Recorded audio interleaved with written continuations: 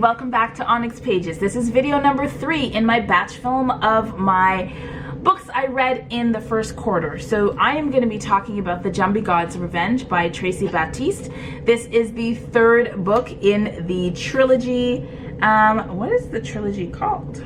We shall find out. So let me just read to you what the jacket says. Thunder rumbles, lightning strikes, danger appears. When an out-of-season hurricane sweeps through Corinne's seaside village, Corinne knows it's not an ordinary storm.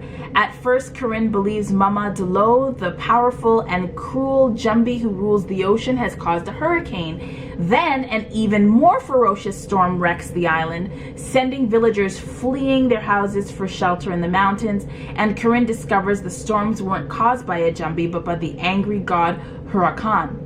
Now Corinne, with the help of her friends and even some of her enemies, must race against time to find out what has angered Huracan and try to fix it before her island home is destroyed forever. The Jumbie God's Revenge blends Caribbean and West African tales to present powerful themes of community and heroism in a heart-pounding action adventure. Okay, so first of all, and this was written by Tracy Batiste. Let's give you a minute to see her face. Who is Tracy Batiste? Tracy Batiste lived in Trinidad until she was 15. She grew up on Jumbie stories and fairy tales. She is a former teacher who works as a writer and editor. Visit her at her website, tracybatiste.com. And the gorgeous cover design is by Carla Weiss. And beautiful cover, and all the art continues in the back. All right, okay, so let's just get into it. World building. So this is the third book in a trilogy, and so if you have, like, there's the Jumbies, and then there's the King of the Jumbies, King of the Sea, King of the Jumbies. Where's the thing? I'm trying to remember the second book. It's the Rise of the Jumbies. So what should I say about it? I will say that the world building seems to expand more in the third book than it does in either of the first two. So we're dealing with a lot of different magical creatures in the third, like more than before. And I felt that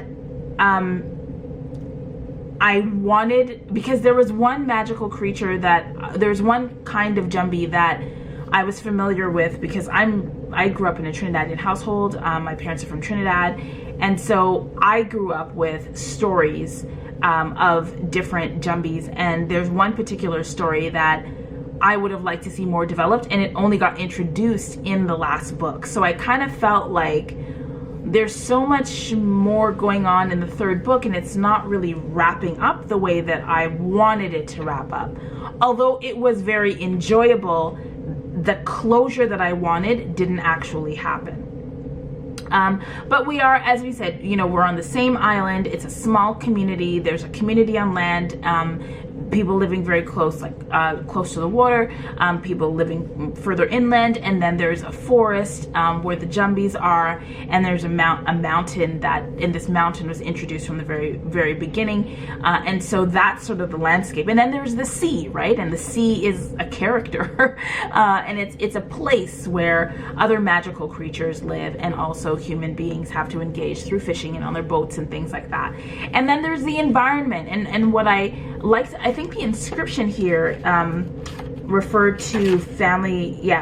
So Tracy Batiste says, for Wayne and Wendy and for all my Caribbean family displaced by extreme weather, may you find home again.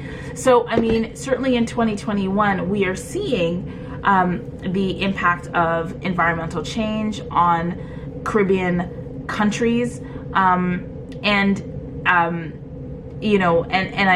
for me, I always find it difficult when I hear people talk about Caribbean countries as if they're tourist spots where, without realizing that people actually live in these places and its home, and it will be a permanent home. So I feel like this story kind of exposed me to the precariousness of environmental change for individuals living in the global south, and in particular on islands, and in particular smaller islands, which this I believe is. So there was that. So I would say that the world building lacked a bit of cohesion, but I really still enjoyed it. It was still meaningful and engaging and suspenseful. So that's what I have to say about the world building. In terms of the fantastic, I don't mind, apart from a lack of cohesion, I do not mind having a number of different magical creatures together. I just sometimes want to get more information about them. So here, as you heard, there is a god that seems to have some relationship with the weather. We know from the first couple of books that we've got a mermaid. We know that we have Jumbies, and we know that Jumbie is an umbrella term, and that there are various different kinds of Jumbies with different folklore and life experiences and stories and legends that are attached to how they became Jumbies and how they operate and what their powers are and how they influence other beings. So there's a bunch of that. There's a witch. There's a few animals. Like, there's just a bunch of things going on. So I enjoyed the fantastic element very much. Points of view: the protagonist is Corinne. She's a young girl. She herself learns about her own magical makeup throughout the trilogy. She lives with her dad in a house on the island on a little hill. Her mother passed away earlier. Her mom was half Jumbie and half human. And so, it's from her perspective, and she's so very brave. She cares about her community. She cares about her dad. She cares about her friends. She cares about people who don't even care about her, and is quite the selfless, brave girl. And the story is written from her perspective, and you can see her heart, how much she cares, and how much, she kind of wants to be accepted, but also realizes that even if she's not, she's going to do the right thing. So that was, it was beautiful to see the story written from her perspective. So that was points of view. In terms of characters, so this is a very populated story. It takes place in a village with a lot of people from a lot of different walks of life. There are characters who have lived in the mountains. There are characters who, sort of were homeless, lived in caves for a while. There are characters who, have very, very large families, and there's a marketplace, and there's a village, and there's, a lot of movement. So there are many, many characters of various different ages. But I think what I loved most about the characters, two elements. Number one is the small group of friends, because there's a small group of friends that develops, they form a group in the first book, and they evolve as friends as the trilogy moves forward. And I just love how they look out for each other and support each other. And that was a very heartwarming part of the story for me. The other really interesting thing about the characters as they were presented in groups is the community, right? Like, there was a lot of working together, a lot of commentary about how it's important to check your xenophobia and your discrimination and your prejudice, and that the community is engaged in that conversation. There's a lot of community accountability in this story, which was really nice to see. So I enjoyed the characters, and also the characterization was really strong. Like, we got to see a little bit more personality in some of the secondary characters that we didn't get to see in the first book. The first book was scarier, like spookier. This one wasn't as much spooky, but there was a lot of there's a lot of climactic tension right from the beginning. It's like you're coming into a climax, and then there's another one. Options, there was you know, I'm not sure exactly what to say about options. So as you'll know, options is where I sort of think about whether the main character has to make a really difficult decision and has a lot of options to choose from. And here, I mean, you've got an island that is being besieged by hurricanes and you know, everything that comes with a hurricane. And, you know, Corinne has to decide what she's gonna do about it, and if she's gonna try hard to do things that will appease whatever is causing this storm from happening. And really, because we already get a sense of Corinne's personality in books 1 and books 2, by the time she makes a decision she does in book 3, it's not really that much of a surprise. So I would say that there wasn't anything particularly profound about the decision that Corinne had to make in light of the decision she had to make in the first 2 books.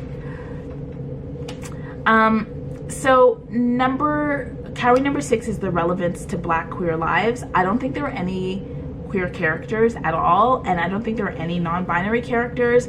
And what we saw from Hurricane Child is that there's absolutely nothing wrong with creating queer characters in middle grade books, so there's just none here. There were none. And the final category child is the reading experience. So overall, I enjoyed the book. It wasn't my favorite of the 3, but I did like seeing my sweet characters come back, and I liked seeing them work together and have more confidence in their ability to engage with the unknown. There were like a few moments where kids got to lead, like children got to lead and show their expertise, and adults had to follow, and I absolutely found those moments to be quite heartwarming. So that is my review of the Jumbie God's Revenge. I would definitely recommend that you finish the trilogy and that you follow Tracy Baptiste's work, because I definitely will. This was a very, very strong debut series, and I'm looking forward to what she has coming for us next. So if you have watched this video all the way to the end, what I would like you to include is, like, if they've got like I was doing this because I was thinking about a hurricane or a tornado, because that is very much it's not only about like the tornado as an element of weather, but also the tornado that can be created by prejudice and discrimination, which I think is part of the tumult that we also have to deal with, right? Stormy emotions and the storm of an unwillingness to understand each other and to break the chains of oppression. So if you watch the video all the way to the end, please include one of those. And now I am going to shout out. I really should have had this prepared, but I am not prepared, so that's fine. We are going to, maybe I will have to edit this. I pride myself on not having to edit my videos, but this is going to be one where I edit. Where is she?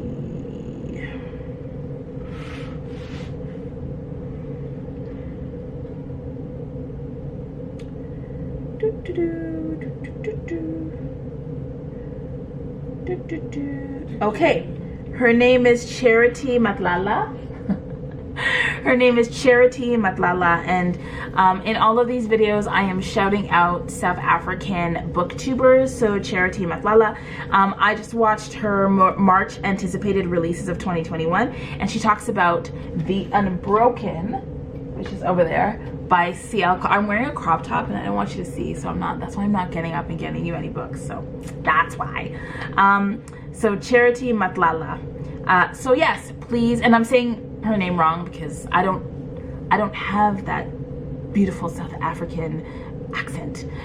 So yes, please check out her channel. She is, let me see what her story is. So she's got 70 subscribers.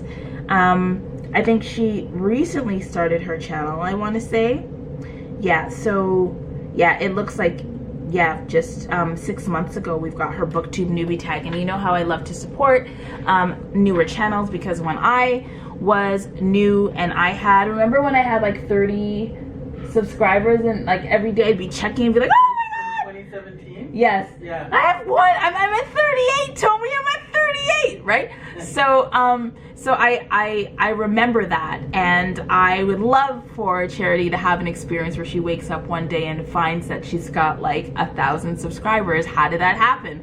Who knows? So please do take a moment, go and check out Charity's channel, and definitely give her a subscribe and a thumbs up, and check out the awesomeness that the South African Booktube community is giving us in 2021. All right, thanks very much for watching. Remember to read with purpose, and I will see you in my next video. Bye.